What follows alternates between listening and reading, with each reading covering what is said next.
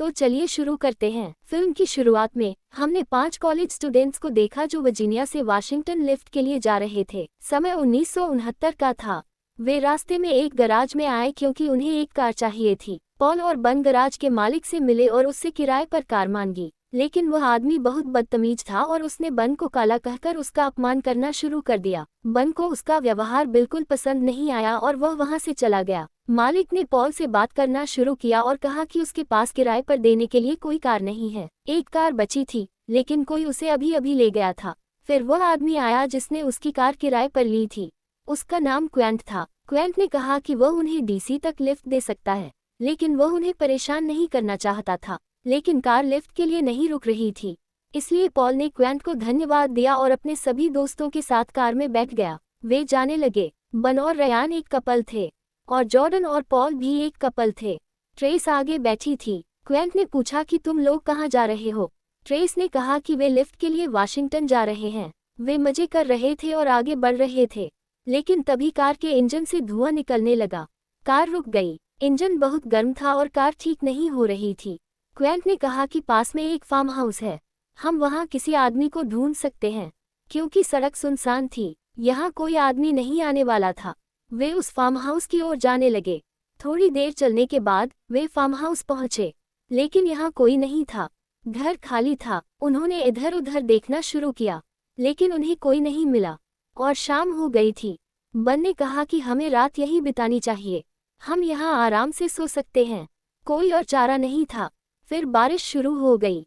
अब हमने एक दादी और उनकी बेटी को देखा। वहाँ एक बड़ा लड़का भी था जो माँ का बेटा था।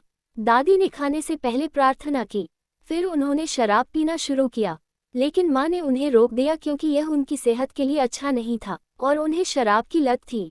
वे सब आराम से बैठे बातें कर रहे थे। क्वेंट ट्रेस के पास आया। उन्होंने बातें करना शुरू किया।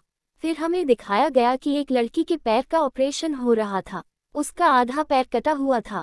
क्वेंट ने ट्रेस को एक सिगरेट दी। जैसे ही उसने सिगरेट पी, वह क्वेंट के करीब आ गई।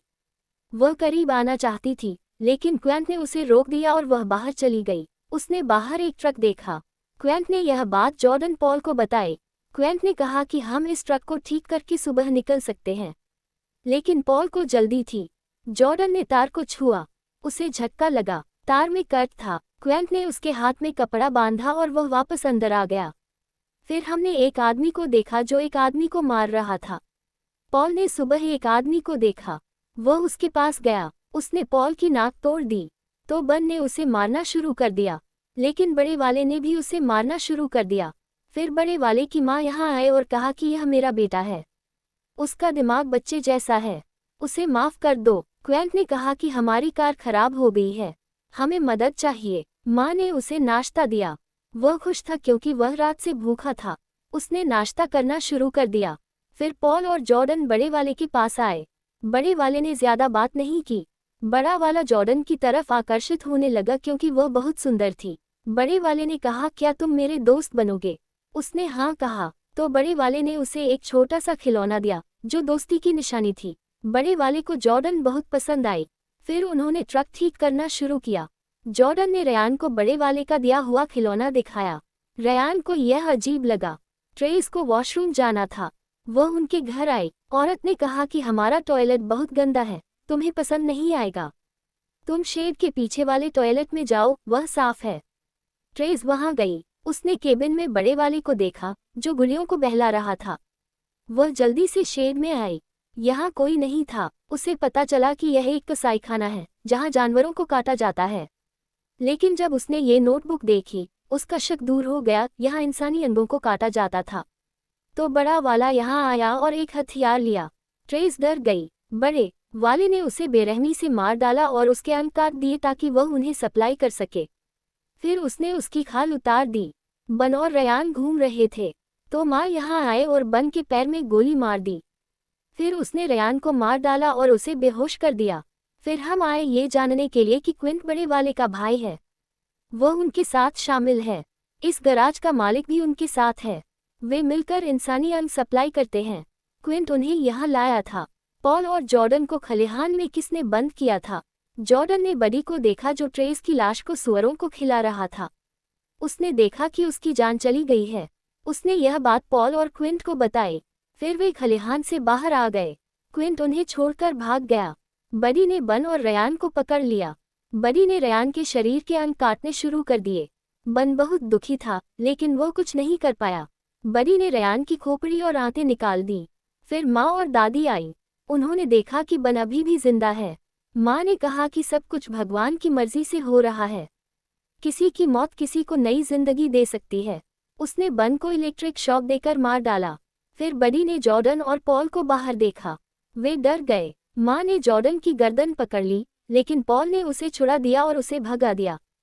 फिर बडी लड़ने लगा। दादी ने बडी को इलेक्ट्रिक छड़ी से मार डाला। अब सिर्फ जॉर्डन बची थी।